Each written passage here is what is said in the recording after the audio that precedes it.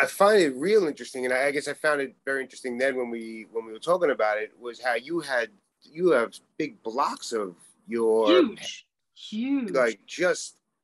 But you were asking me questions where I was like, wow, like you really don't recall much of any of that? No, exactly. That's why it's crazy for me. That's why I really appreciate these conversations.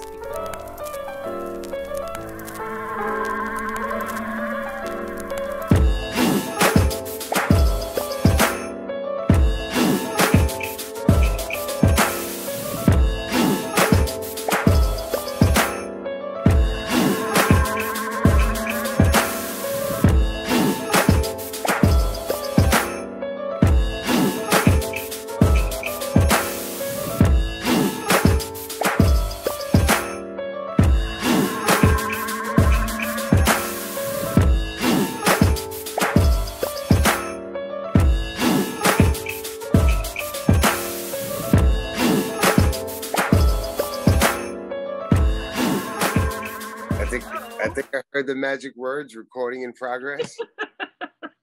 Yes, I tested it out like an hour ago to hear those magic words, and I just let it run.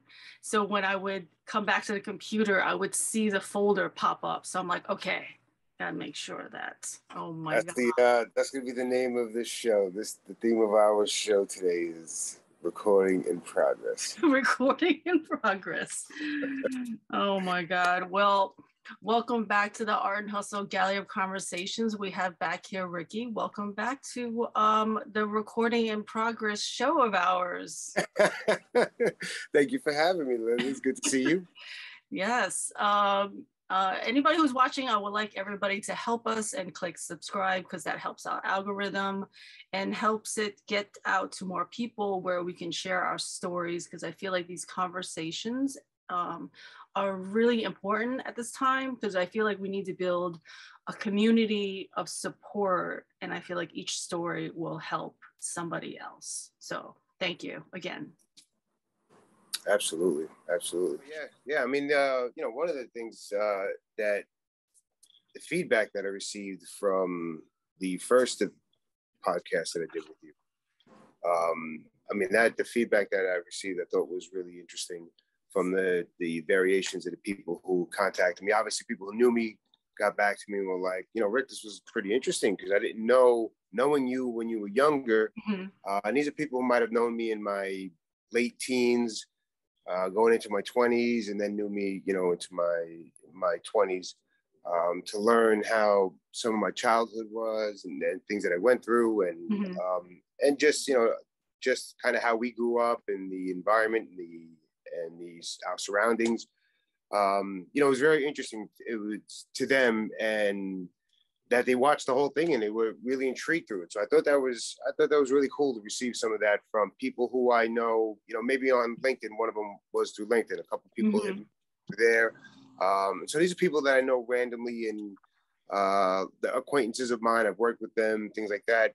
Mm-hmm. And then again, family and friends. Some reached out. Some that saw it and was like, "Wow, Rick, that was a really good piece. You guys." And so how long do you guys know each other? And then they want our history, and Mm-hmm. even though they watch it, it's like you really know each other that long?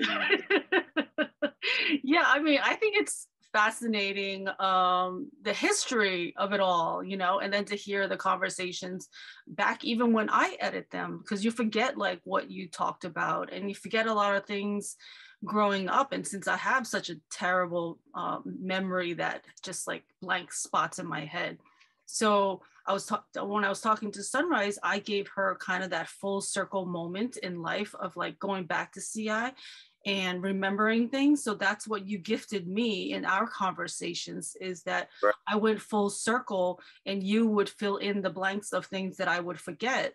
And I was like, wow, that's like fascinating and beautiful at the same time, to be able to relive that, of childhood, of those things that I couldn't remember. And it's a full circle moment, and it's beautiful. I find it real interesting, and I guess I found it very interesting then when we were talking about it, was how you have big blocks of your huge, like just. But you were asking me questions where I was like, wow, like you really don't recall much of any of that?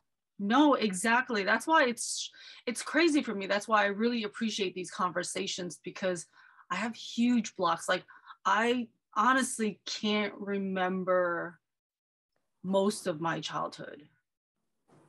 Wow. And my first memory as a kid, it really was a bad one. So I think my brain just helped me by not remembering a lot of things. But then unfortunately, like I was talking to somebody else on the podcast, which I find beautiful, is that you start finding like links when you start talking to people. And they had a similar link where, like, unfortunately, like when you forget some of the bad trauma in your life, the good stuff kind of goes with it too. Right. You know? So when you said, like, Linda, we went to elementary school today, I'm like, wow, I don't remember. Like, I don't remember a lot of people who were in my classes. I have a vague recollection of Millenhausen and Hayden and somebody else, but like, I don't remember, like, So as we a were at kid. Millenhausen. Huh? Right? At Millenhausen. We had Millenhausen together. I remember that, right? Yes. Yes. Do we have Hayden? Do we have Hayden too? I didn't have Hayden. You didn't have Hayden. So Josh maybe was in Hayden with me. Maybe. I'm not sure. You don't remember that whole thing that you remember Mr. Mangine? Mm-mm. Oh my God. This was What grade was that? Mayor of my elementary. This was kicked off my I think this is like the crux of what happened to me in life. Really? In fifth, so Mr. Mangine was a sixth grade teacher. Uh-huh. And he was part of the, he used to take all the kids in sixth grade to Six Flags at graduation time. Really? Yes, because I do have a photo of that. I don't remember that day. Well, so this didn't happen for us. Oh. So, but back then, now Mr. Mangine was a sixth grade teacher. He had both of my older brothers, and absolutely loved them. Loved them. Could not stop talking about the Rodriguez brothers, the Rodriguez boys. He would see me in the hallway when we were in first, second, third grade. And I can't wait to get you, man. I got your brother. And when he had Joe, I had you. I'm going to have you. And I can't wait to get all the brothers. Now, this man decides he wants to retire. And he wants to retire this next year coming up. He goes down to fifth grade to teach fifth grade so that he can get me as a student. Oh my God, really?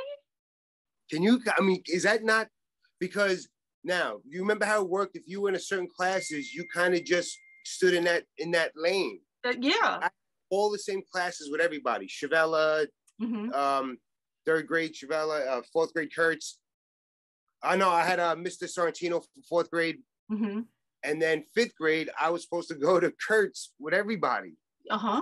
He decided he wants to retire. I'm coming down. I want to teach fifth grade. I'm going to take somebody's class, and then I want Rick in my class. Really? And even on my thing, when they used to put your name of your next teacher for the next year, it had Miss Kurtz scratched out, Mr. Man. Really? So he was like a huge, like, pivotal trajectory changing your life kind of mentor, kind of. So if you remember how the grades went, like if you were like the really smarts, you were in the high one. And then you were like, by sixth grade Millenhausen, we were the next tier. Like, we're like in the middle. Right. So we're in the middle. We're in the middle. So the path that they put me on went this way because he was the derelict's teacher. He was no. Who was ever left over? No. So my classroom was like crazy. Ghetto fab. Oh, so that's the other side of the personality. I had Rupain Lopez, I had Ronald Montgomery, we were all in there together. Chris Seitz, all the riffraff in the school at fifth grade. And I wasn't on that trajectory. And then he put me in there because he requested. And then we hated each other. No. He hit me. I hit him back. No. Oh my God. Are you serious? Yeah. Back then, remember, teachers would hit you. But he got mad at me. Remember the stackable markers that you could stack? So I had them stacked up really high and they fell in class. And he came over and slammed my desk on top of me. And so I threw it back at him. And then I grabbed my markers and he was like, "You want to punch me, Mr. Rodriguez?" So I threw the markers at him, Mm-hmm. and he was like, "Get out of my classroom." So I went out there, and he called my father. And my father had to come and pick me up, and that just meant I was going to get the shit kicked out of me. Oh my God. It was such a horrible experience with him. Like, he was so looking forward to it because he had the 2 other Rodriguez brothers, and So he had the worst. So he was not a mentor. Not for me, boy. Whoa. Oh man, it was such a failed experience. It was so bad. We just didn't get along. Wow. We did not get along. So you were supposed to have Miss Kirk. Who'd you have in 4th grade? Ricky, you should know by now. I don't remember. So you don't remember the teacher at all? No. Wow, that's amazing. And it's really sad. You don't remember Mr. Sorrentino, the tall guy with the rolling eye, the one eye that rolled around? No. Was I in your class though? Do you remember me in these classes? I don't think I remember you in my 3rd grade class. Well, that's what I mean. So maybe I wasn't. It's crazy because certain people, like, I think it was also, it started by name. Right? Your last name would kind of dictate what groups. So that's why we were very far apart, because yours was a C and I'm an R. But then once you started going through classes, it was like based on, I don't remember, but I don't remember. So you don't remember, like, how early do you remember? Do you remember 1st grade, 2nd grade? You remember Miss Salamita? She used to hit everybody with the ruler. Who? Miss Salamita? No. No, she was the lunch attendant. That was Miss Salamita. No. I think the first teachers I remember are Millenhausen, Hayden. And that's it. What grade is that? That's like 6th grade? That's 5th and 6th. Hayden was 5th. Oh, Hayden was 5th. So Miss Millenhausen. But I had Miss Millenhausen. Then they put me into Miss Millenhausen. So then they put you back into your regular trajectory that you're supposed to be on?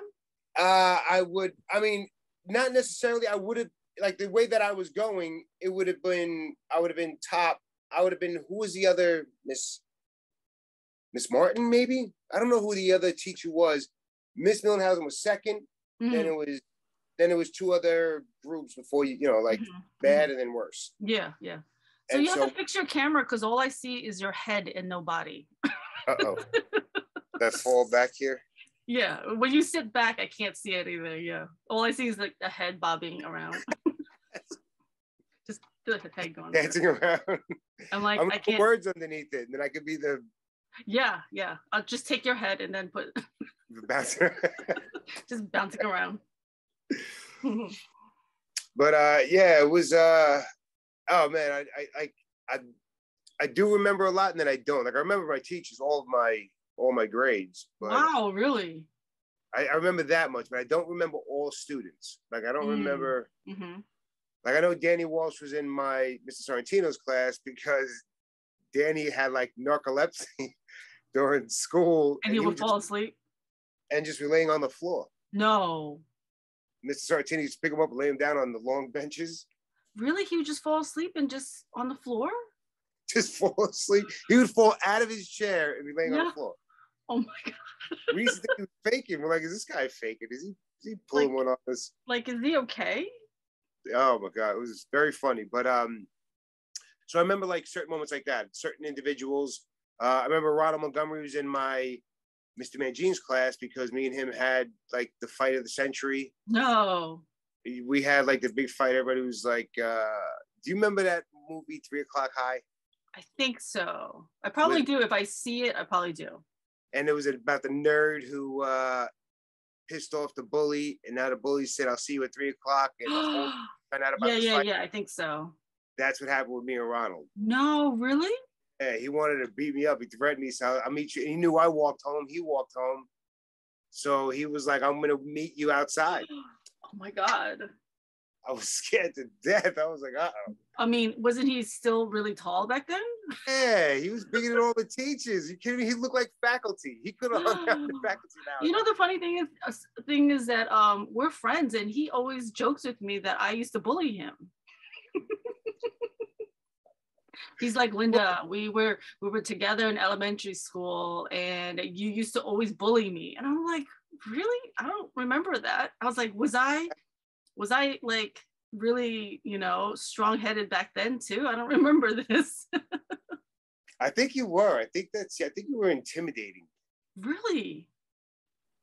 I wonder, I don't remember this, but I must be if he keeps saying that I'm a bully. No, he was, I mean, Ronald was he was such a big, funny guy back then. He was just so giant.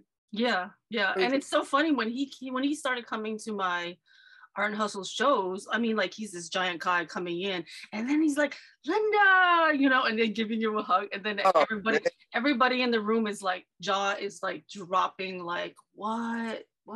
But you know, he's like my friend. I know him, like, he's like just a little, to me, he's like a kid to me, you know, like we're kids. Buddies.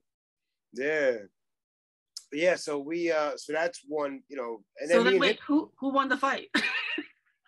That's we don't discuss that, me and Ronald. Okay, are you guys friends now?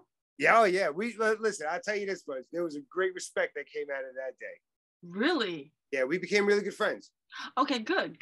All right, good. Because he's a great guy, and I support his business, so I want to make sure that. No. Oh my God! So after high school, me and him played in football leagues together, and we had such a blast because it was like I get to hang out with a guy that I grew up with since elementary school, and we had so much fun together. He was just he was a giant. He was so good on the football field.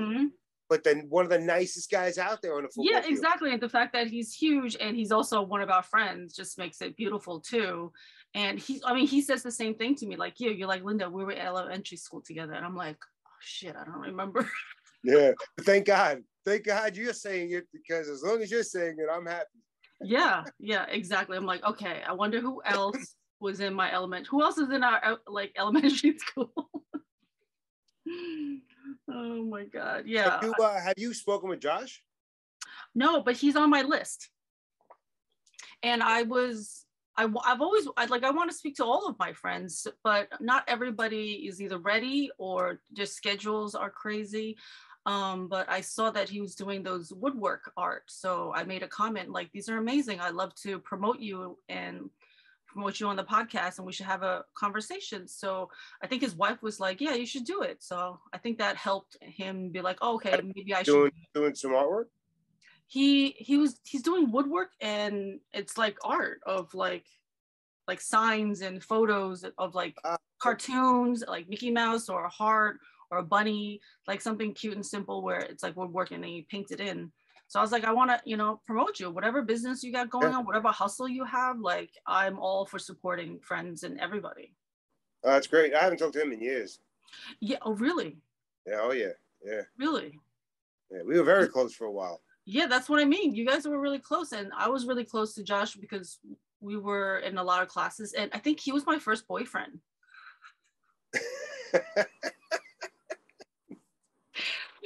Like this, I remember because I think it was hysterical. I think it was like 5th or 6th grade. He gave me a note, you know, back in the days, you know, something like, will you go out with me, or will you be my girlfriend? Yes or no, and like a checkbox, right? So I checked yes. And then like, I was like, so you know how like, this is a boys line and a girls line, right? Yeah. So first, I think he was in the beginning of the line, and I was like either in the middle or the end. So he would slow down, like, I don't know, he would slow down his line so he could walk with me. And I was so embarrassed that I just broke up with him. Oh my God, that's so, and Josh would definitely slow down the line to walk. Yeah, I was so embarrassed that he did that I broke up with him. I'm like, no, I can't. I'm so embarrassed. I can't do this. So that was the end of our relationship. I think it lasted maybe a day. I don't remember. You know, it's funny, if that happened, then more than likely I helped him write that note I was next to him. Really? I mean, at that point, at that time, me and Josh were together like, like all the time inside of classrooms. So then you guys were both like on planning things together or whatever. Yeah. And if it involved like a girl, because he knew me then. I was trying to say hi to everybody. So I was like, Josh, go tell Josh. And I remember being in love with Janine Borner at a That's so funny. in like 5th grade. I don't know what 4th or 5th grade, and I sang to her. Really? I remember singing to her. Wait, in like a chorus class or something? So what I want to say is, do you remember where the lunchroom was in that school, and then you walked out to the parking lot, and then you walked to the back to go to recess? No. Okay, I had a feeling you were gonna say that. No. But anyway, I'm not gonna pretend. After lunch, we used to walk out into like the semi parking lot, and then there would be a walkway path to the back, and then we would go to recess. Yeah.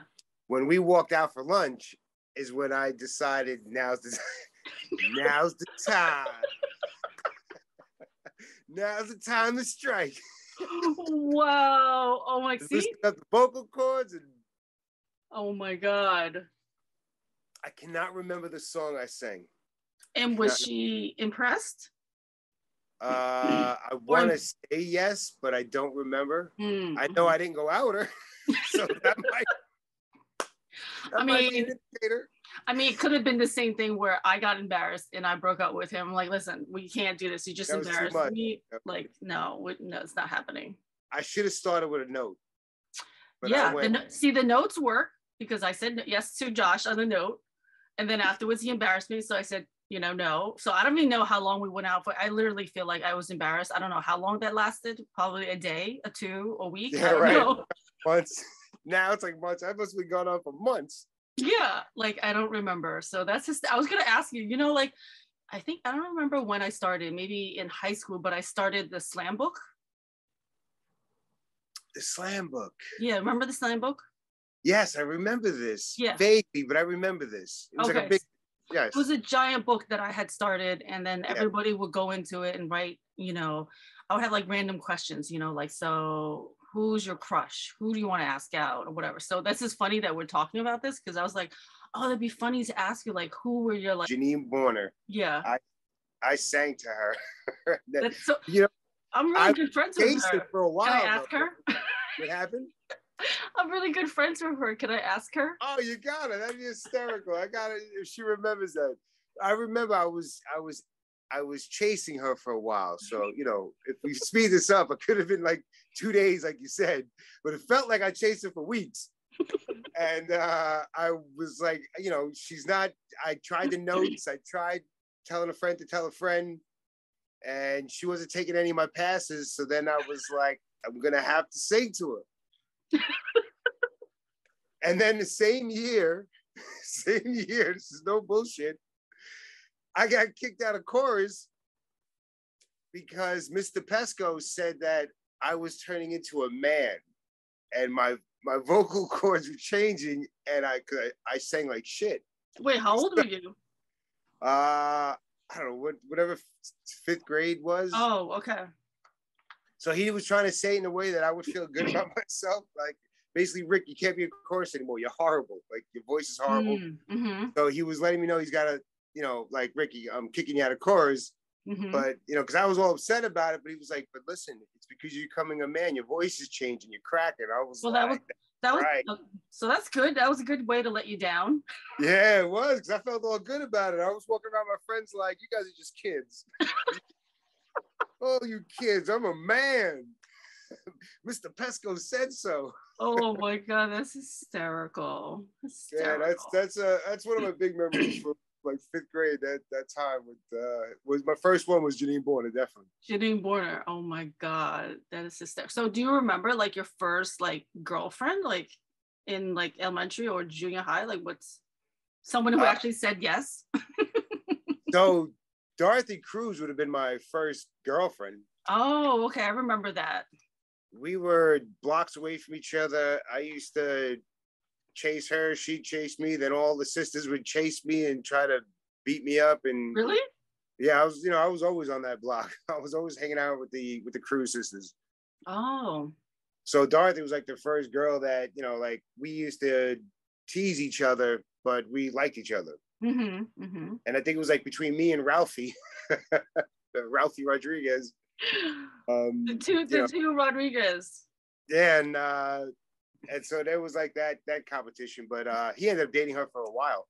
Oh, after, like later on, right? Yeah. Oh, okay. Yeah, I think in like high school. Oh, okay. That's funny. So eventually he got her. Yeah, he got her. But at that point we were just really good friends. Yeah. Like, that's funny. See, like I totally forgot that you went out with Dorothy. When I was talking to Josh, I think I totally forgot who he also had a crush on for a really long time in high school too, which was Gina. Right? Oh my God. But I totally forgot. Like, life. That's what I mean. Like my brain like has such bad memory. Like I completely slipped my mind. I was like, oh my God, how did I not remember that? But then when he said, he's like, Linda, you don't remember? I'm like, totally forgot. I blanked out. And he's like, Gina. I was like, oh shit, yes, that was horrible that I forgot, because that we would have huge conversations about it all the time, you know? Yeah, wait, so you guys were really good friends from such a long time. What happened, or when did you guys stop talking as much? I think kind of we maintained a couple years out of high school. Mm-hmm. Kind of went in our different directions a little bit. Mm-hmm. And we just never really kept in touch when that happened. We were playing cards together at one point. But his group of friends that he was doing that with, and the people that he was doing his games with or whatever, were different than mine. Okay. And so that kind of put a further wedge, because those were like some of the common denominators that we had at that point. Okay. We weren't getting together just because of history, and we should have. We didn't maintain that part. Okay. Like guys like Shavin and Gary, those were guys that I we always maintained throughout. Never, that never ended for us. Mm-hmm. When I thought Josh would have been the same, because me and him were very close when we were young. Yeah. But I don't know. I think we both kind of, took a break. I know there was a little bit of an animosity between me and him right before the end. I had issues with his girlfriend. In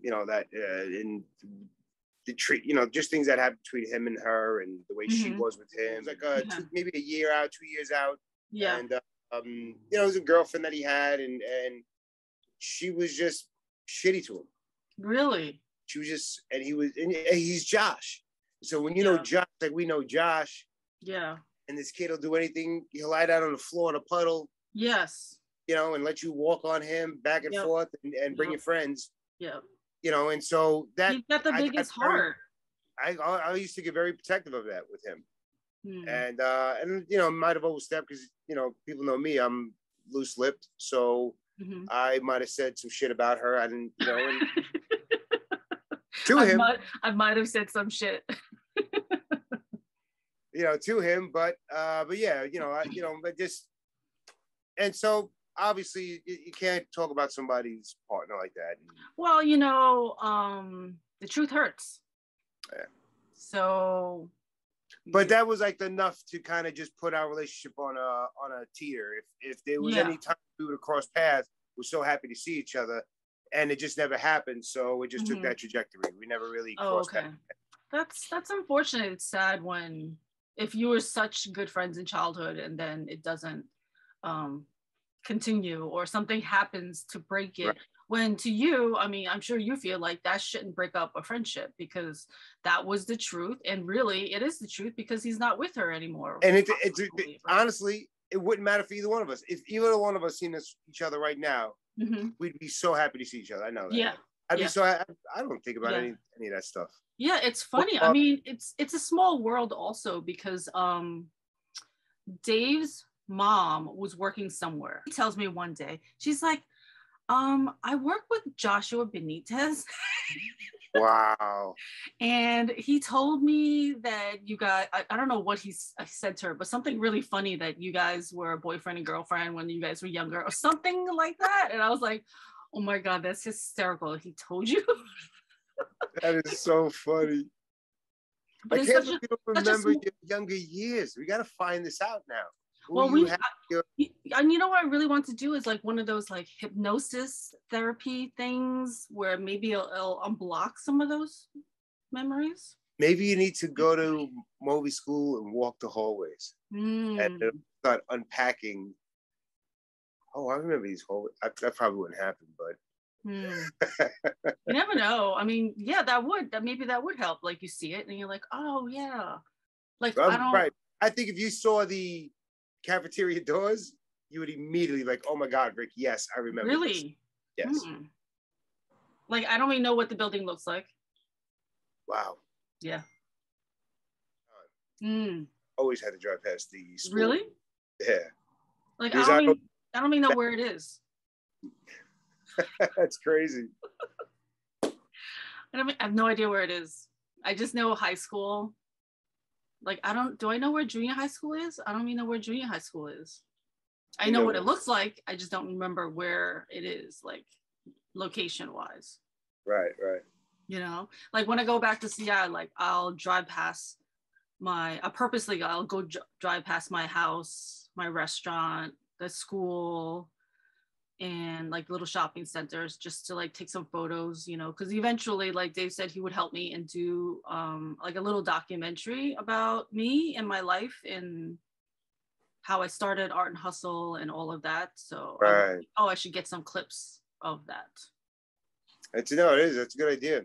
And things are changing, so it's good to have those older, you know, the older versions when we used to roam those streets. Yeah, it was funny. I was looking at an old yearbook and I had saved one menu for my parents' restaurant, and that menu had a drawing in the back of it. So I just assumed it was one of my drawings because I was always drawing at the restaurant. But it was actually a drawing that my cousin had drawn, and she passed away last June. Like she died, I think she was 26. Oh. So she went to sleep and never woke up. And I think there was something. I think there was something in. She might have taken something, possibly. Something might have happened, but she went to sleep and never woke up. Wow. So 26, and she was like my little sister because she grew up in the house with me. So like my uncle, and his family lived on the other side of the house. And she was like my little sister. She was always, you know, coming over, hanging out with us, you know, playing with us. Wow. So when her father had passed away, when her light just literally left, like you could see in her eyes, like she was so devastated by all of that. And she never recovered from that. Wow, that's tough. Yeah. I mean, it's the same story as me, like when I went to China and seeing how the death process is in China. It's traumatizing. So she saw the same thing, but I think she saw it at a younger age. So for her to see it at a younger age, she never recovered from that. Like she was just like eyes were like glazed over, just so shattered by the whole experience that I think she was I feel like she was probably depressed after that for forever. Yeah, I mean, and it'll creep up on you really fast and take over. Definitely take. Yeah, it's quite crazy, all of that. So when did you go to China? I went to China right before our 20-year high school reunion. So 2013, the end of 2013, she had to go to China because her dad was having like some diabetic issue and they wanted to remove one of his toes. And so he kept calling my mom saying like, I need you to come. And at that point, she had just moved to Staten Island. And when I saw her in Staten Island, when she moved here, I was like, Mom, you don't look good. I'm like, your skin doesn't look good. And it wasn't like she had a too darker of a tan look. She looked like something was wrong with her skin. It was very like dark and dusty. And I was like, Mom, you don't look good. So she probably should not have gone to China. So when she went to China, she had liver failure. Oh. Yeah. So 2013. So all of this happened. She had liver failure.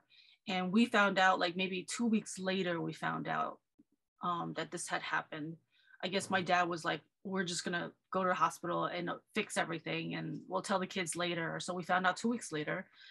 And then eventually we're like, told my dad, like, listen, you have to tell us when we need to go to China. Like, she's dying. Like, you have to tell us if it's like getting towards near the end, like we want to go see her.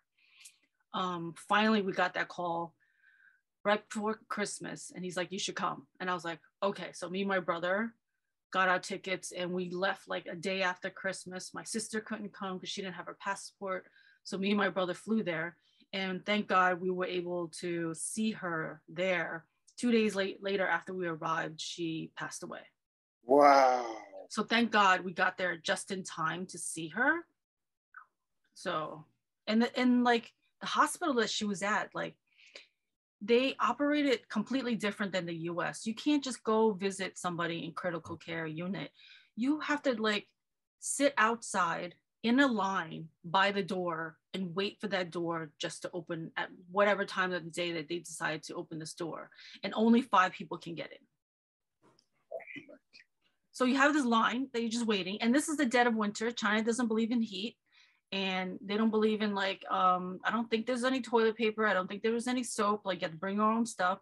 And you were just waiting in the hospital on the sideline of this door, just waiting, praying to get in to see your loved one who's basically dying. Oh my God, that is horrible. So thank God like we were able to get in the first 2 days that we were there, because the first day that we got there, she was coherent and she saw us and she recognized us. So thank God we saw her, talked to her. The second day we went to go see her, she was not coherent and she was like sleeping, so she didn't see us at all. And then I don't know, it was that day or that night she passed away. Wow. Yeah. And the funny thing is with that story is that when I was going to China, I was expecting to get sick because, you know, you're going to China, you're having different water, like don't drink the tap water, whatever, you're going to get sick, right? Yep. So I had no issues going to China, getting sick or anything like that.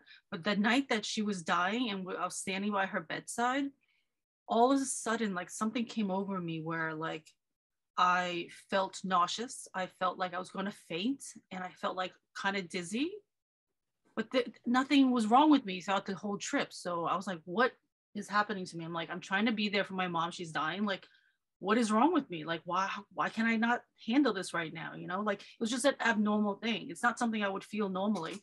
So I had to step away.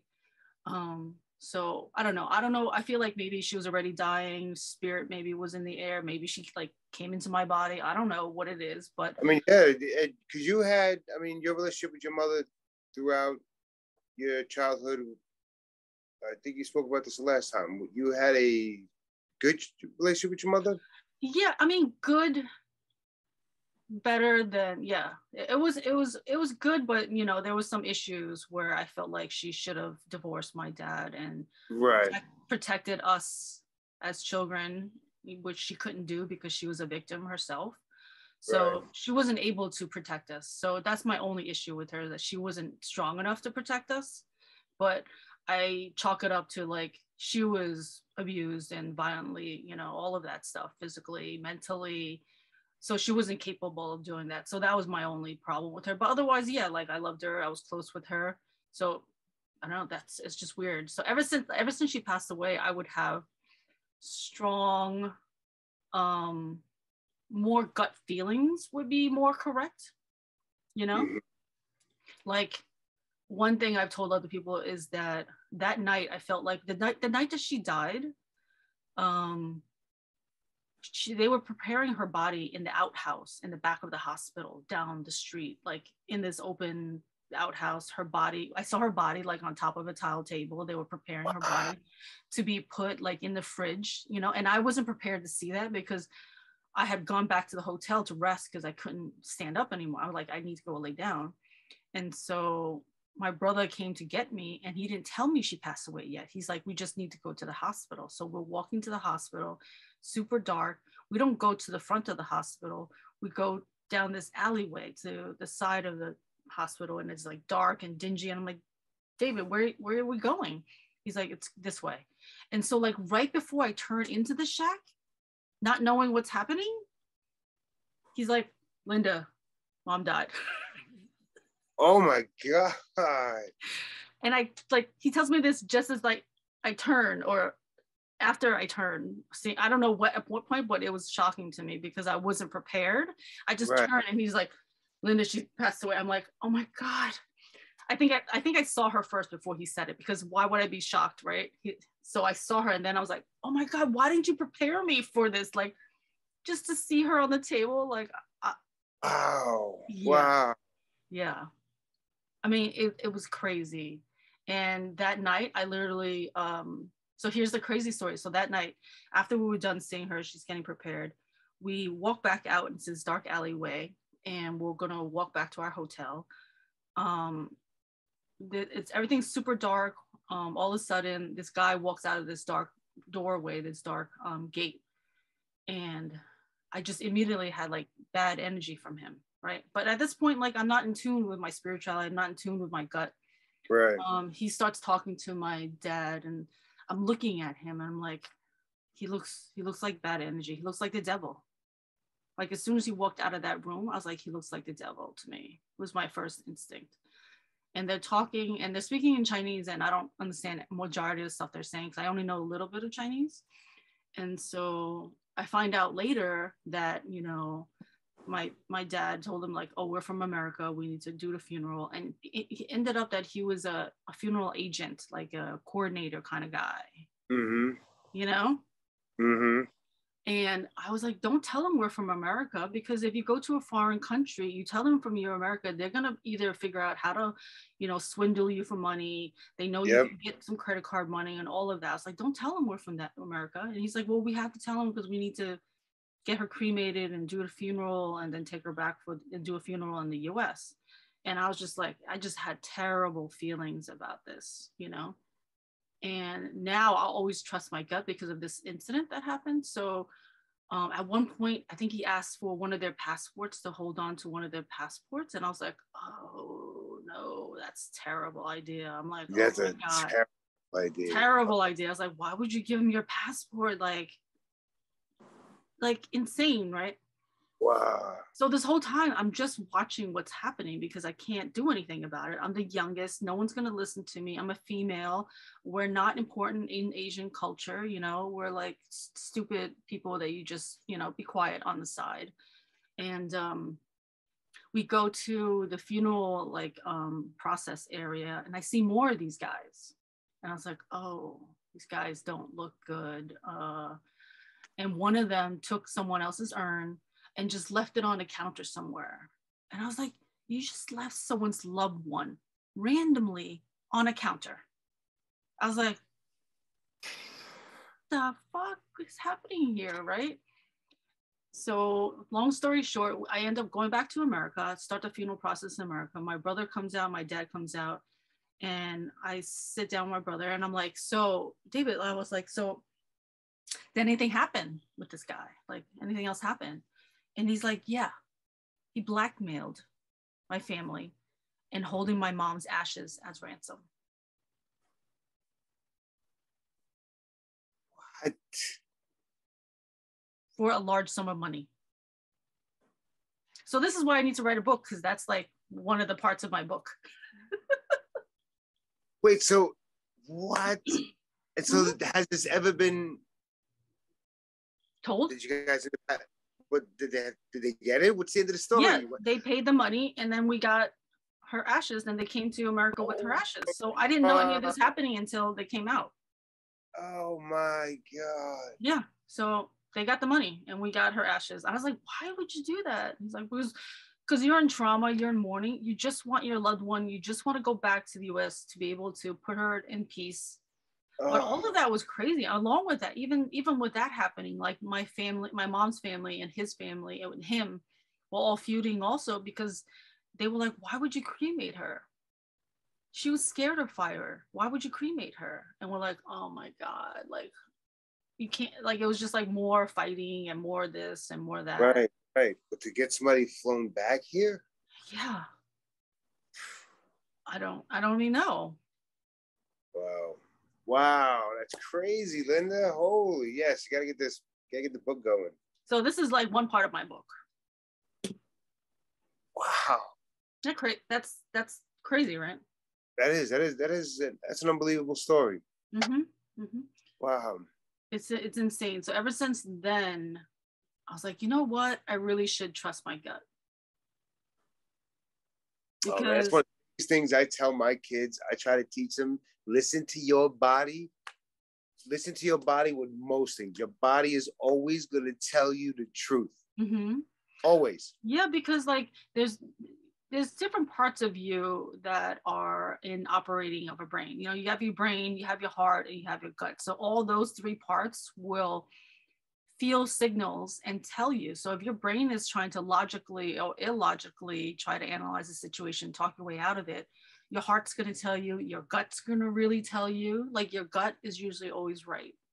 Yeah, and your energy, you just sense when you can sense things are just not in the right place. And that's what I tell my son. Like, you're at this point now in your life where we can't monitor all parts and what you're doing. How old is he? 16. Oh, wow. So you're gonna be in cars with people. You're gonna be doing things that we now don't have full control over. So I just tell him, like, you have to trust your gut. Your gut will tell you when something doesn't feel right. Just get out, leave. Not right. You just got Aiden. Don't think of the embarrassing part of it. Don't think. Yeah. You know to move.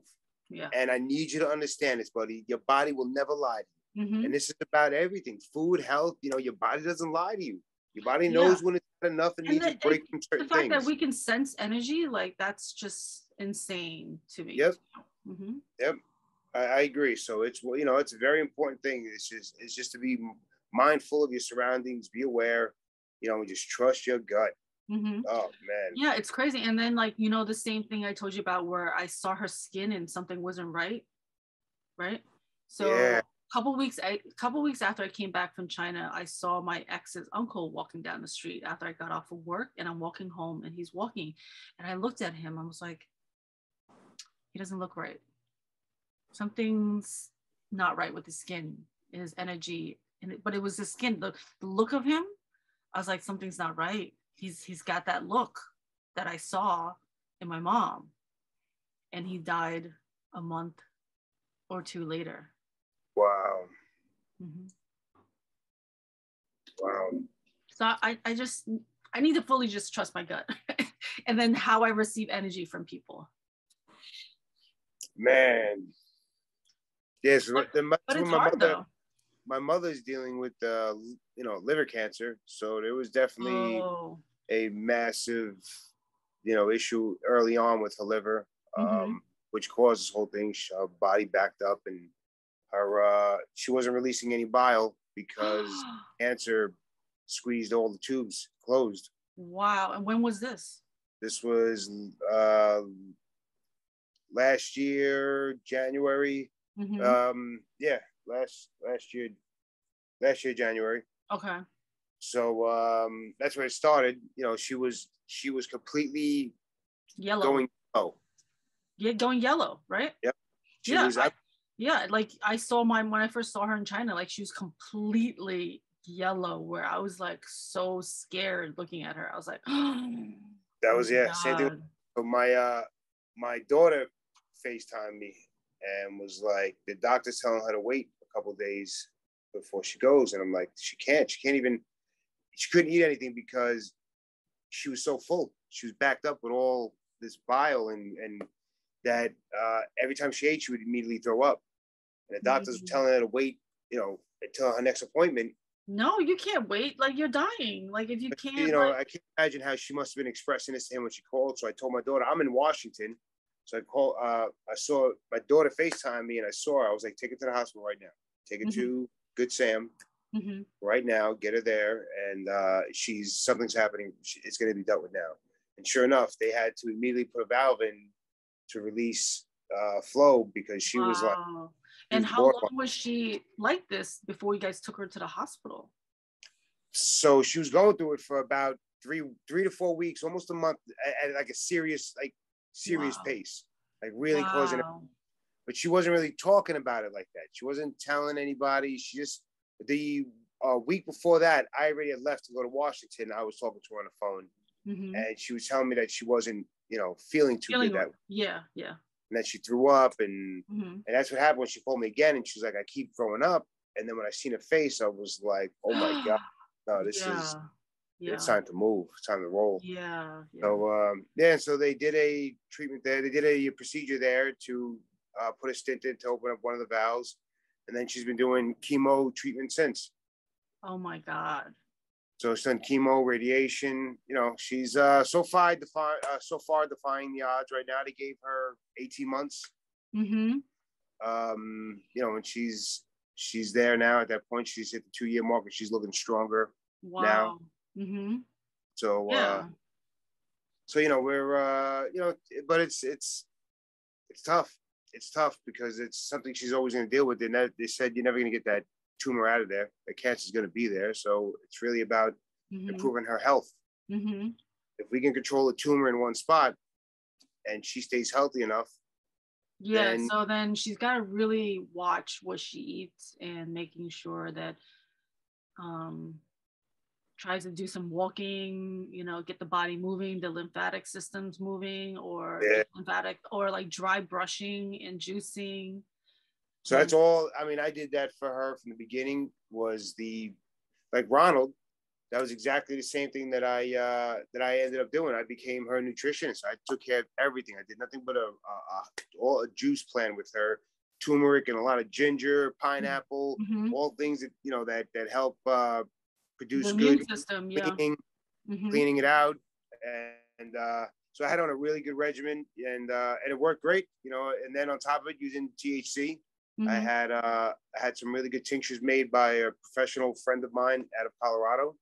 So was she living with you while you were helping her do all of this? I moved in with her. I became her nutritionist. Caregiver. Okay. Her caretaker. Yeah. I just I took her to all her appointments. I mean, I had to lift her up into bed. You know, she just couldn't even climb into bed. It was to that point where she was. I mean, you know, things that I've now gone through with my mother has put me on a level with her that is like, it's like insane, because I've done everything for her, and I've seen her, and I've seen every part of her, and I've seen her at her worst, and, you know, and I see her fighting through this. So I'm having a much different experience with her cancer than the rest of my family would be having. Yeah, because you're basically like a caregiver for her. And it's the same thing, like I tell my kids, like, it's like, you know, it's the reverse. Like when you're a baby, your mother's taking care of you, cleaning up everything, cleaning your diapers, all of that. And honestly, at the end of our lives, like our kids have to possibly do the same thing for us, because we turn into babies also, and we can't do those things too. Yeah, no, it was wild, because when I first started doing it, I'm wondering to myself, am I going to be able to like handle it? This is a relation. This really is different. But once you see that vulnerability in them and that dependency, once I seen that in her face and her dependency of me, like my children, it was like, I have to. It's not even, and it didn't even at that point.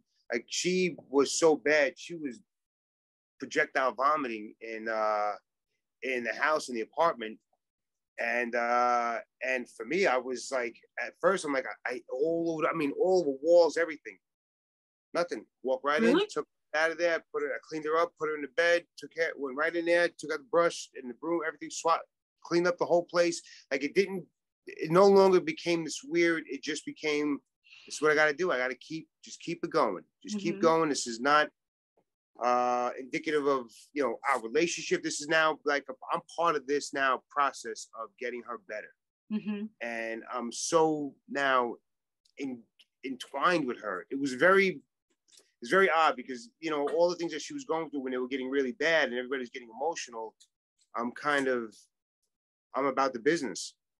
It's a survival mechanism too. Yeah, I think so. You know, and it's really about, all right, Ma, listen, I hear you. Everybody's, you know, upset, but here's what you got to do. Let's do this, this, this, and this. It's a survival thing. And I feel like our generations have that, where it's like, no, we have to get there, and this is what we have to do. Right. I mean, I think, you know, generationally, right, that gets watered down through the generations, because nobody's fully in survival. You know, there definitely are, but it's different. It's different, and it does get watered down, and so it's not to the fault of the ones after us. It's, you know, it's our ability to teach and you know, try to keep much of that as, like, you know, whether you want it or not, our kids are just going to grow up more privileged than we did. Yeah. Because we're trying to give them the things that we didn't get and give them the love that we didn't get, and so we're trying to shelter them from all the pain that we had. But what I see is that dangerous too. It is very dangerous, and what makes us the way we are is the adversity, is the trauma, is the shit that we had to walk through to get where we are, and that makes us more compassionate and empathetic people, right, and hustlers and survivors to warrior through all of it. Yeah, no, I agree. I definitely agree. It's you know, those are the things, like the strong teachings I try to do with my kids, and really about, you know, you have to understand where it was, where it all came from, the efforts that were put in by the people before you, so that you can appreciate how easy you're living it right now. And so when you take it at a, you know, a more personal level, look at inside your own house, look at what your mother has done, look at like, you wear nice stuff and you have all this amazing clothes and gear, and it's all at the, you know, right there for you. And that was somebody else's struggle that got you there. And like, and so, we didn't get any of those things. Yep. Like, I remember as a kid, like, I always wanted a Barbie doll or a Cabbage Patch Kid doll because everybody else had it. And my mom was like, that Cabbage Patch Kid doll is ugly, so no, you can't have that. And we just had like imitation Barbies because we weren't allowed to have like the real Barbie. And I know those are things that I feel like I missed, or things I needed as a kid, you know. So as an adult, I tried to heal those parts of me. So I got like myself a little Cabbage Patch Kid doll for fun, and like a strawberry shortcake, and like a Barbie doll just for fun. Just be like, okay, I've gotten my little kid those toys. You know, obviously I don't need it very often, or right. I just look at it. It's fun. That itch. Yeah, just for fun to have it, to say like I give it to myself, you know. Yeah, it's dangerous because our generation was very much about, I'm not going to do that to my kids. That might have been the theme of our entire generation. Yes. I'm not going to do that to my kids. My kids, I'm going to make sure. So we became our kids' best friends. Yeah. We've given them everything they want. Which is not good. You're coddling them. You're coddling them. And now they have, I mean, some of them don't have any backbones. They think just an expectation of what entitlement. What I should be getting. I mean, yeah, I understand that you worked for it, but I should be getting, right? I mean, it's just normal. I get. So like, as parents, you can't give your kids everything, because they have to learn it on their own. And if they don't learn it on their own, they're not going to be able to survive in the real world, because the real world is not going to give a fuck about you, and will not give you you're not entitled to anything in the real world. And so you're learning a lot of that right now based on what our generation might have done to, you know, our kids. There's this big disconnect between certain things like infrastructure, right? Like who's actually swinging hammers and turning screwdrivers when everybody wants to TikTok the money and online the money. And so that infrastructure, like threshold of people, that pool of people has dwindled down. There's not that many people who are out there swinging hammers anymore. They don't want to do it. They don't want to do it. So I see that's like, there's this whole turnover in what people think is real. And without that infrastructure, without that building running, you don't have internet. Without the machines turning, there is none of these luxuries that we live in. And so there has to be a reconnection back to those for some of the generations that are now skipping that altogether. Yeah.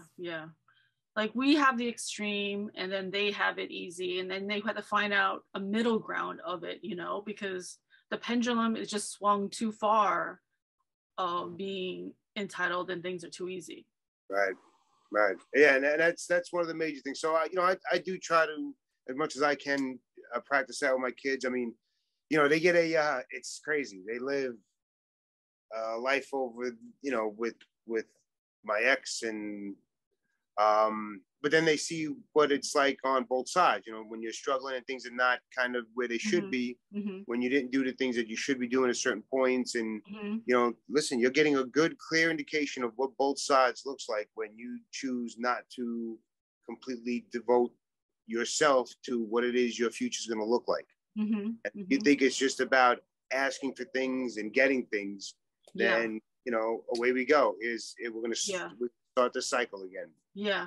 I feel like parents need to also make sure that their kids are doing chores, getting a job when they're young, and just not do everything for them. They have to learn how to do things. So, I mean, I try to teach my kids, like, no, at some point I was like, listen, you need to do your own laundry, you know?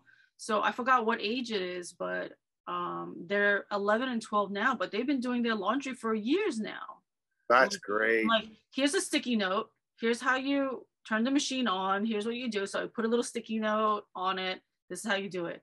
And it was good because, like, every time I would do the laundry, I think one of the kids were like, oh, I'm missing something. So finally it was my daughter's idea of, like, you know what? I think I'll just do my own laundry, or that way I'll know where all my clothes are. You know, I mean, obviously I probably suggested it, but they had no interest. Right. But finally, I think she finally clicked in her head where she's like, you know what? I think I'll do it myself. That way I'll have all my clothes and I won't be missing the item that I really want to wear. I'm like, that is brilliant. Okay, Jacob, you're going to do the same thing. Yes. Family meeting. So this is perfect. So both of you will have to do your own laundry. Just so you know, if you don't do your laundry at the end of the week, you will not have any clothes on Monday. Yes. So that, at least that's one of the things that's really worked. Obviously, I tell them other things to do, you know, like do the dishes, take out the garbage. Right. That just like goes straight over their heads sometimes. But the laundry has stuck, which is great because I never have to worry about their laundry.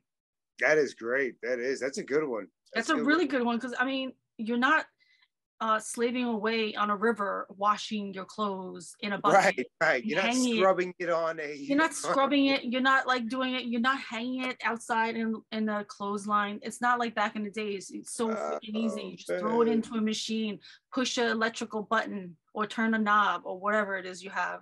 And it's done in, like, you know, 30 minutes. So like any kid can be doing your laundry. Oh, but I remember having to bring the clothes in from the line.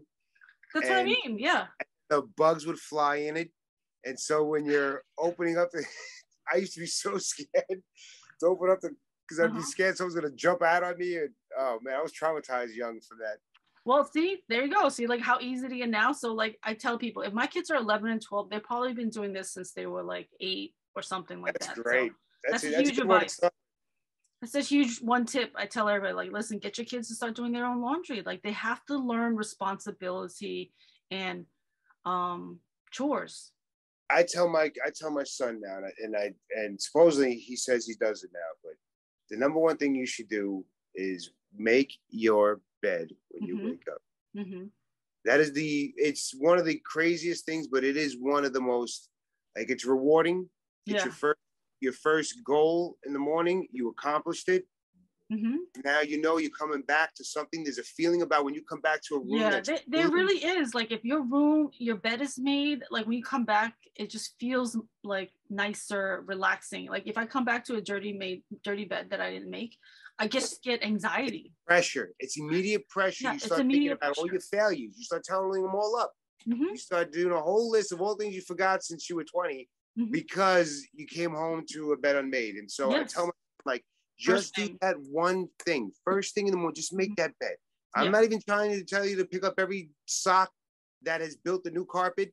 Let's not even worry about those yet. Sock that's built a new carpet. Let's just go after the bed. And then grow that, because you're going to like how that feels.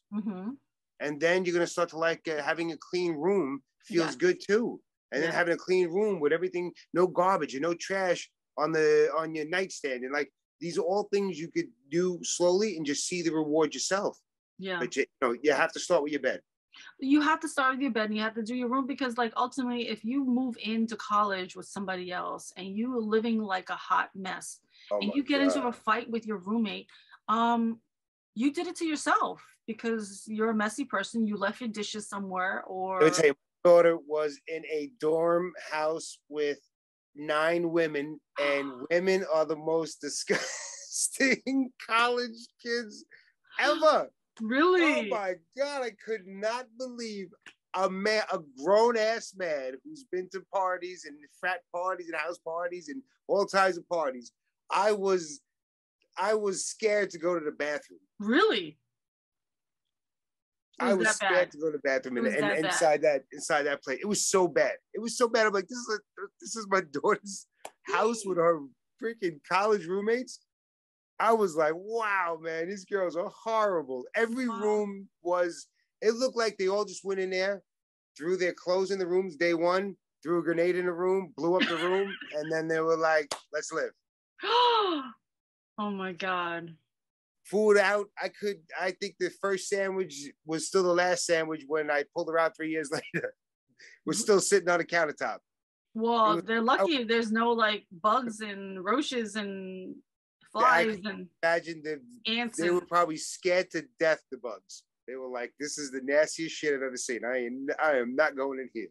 Wow. Yeah, I was shocked. And even like their friends would come by, all guys would come by and hang out, and they're like, no, our place is not, these girls are disgusting. Really? There was funny. I think there was a funny like Friends episode where Ross was dating they had a guest appearance where she was like a model and he was really into her. But then like he went to her apartment and he's like, oh, especially him. Yeah. And he was like, he was trying to like overlook some of the stuff. So like he'd be making out with her on the couch and he would touch something and it was like all black. His hands were like, he's like, oh, that's just like, I don't know what it is, fudge or something. Right. Like, don't worry about that.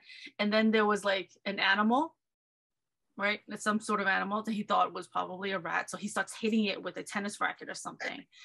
And she's like, no, that's my like pet hamster. That's my pet hamster. And then they get the bag and she looks into it. She's like, no, it's just a rat. And he's like, I can't be with you. I can't. Like, how about we just go? So he's like, how about we go to my apartment? Like after they had dinner, he tried again. He went out to dinner because she's really hot, obviously. So he's trying, right? So they go out to dinner and he's like, come on, let's just go back to my place.